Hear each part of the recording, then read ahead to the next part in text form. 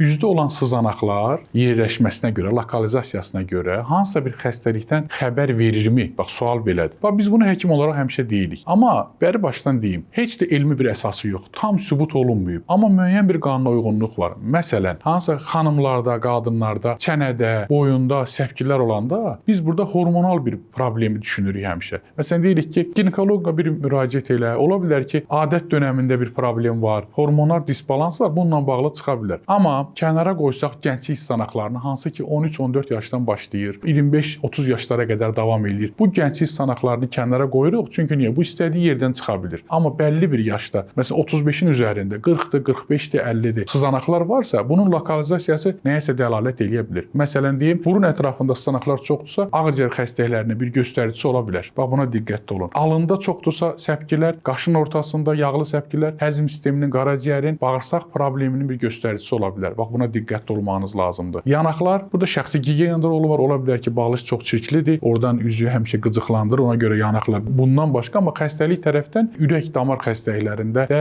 yanaqların rolu özünü göstərmiş olur. Bax, bu barədə həmişə diqqətli olun. Əgər yaş 40-ın üzərindədirsə və səpkilər getmirsə və bəlli bir lokalizasiyası varsa, bunlardan yola çıxıb həkimə müraciət edə bilərsiniz. Həmişə özünüzə diqqətli olun, sağ olun.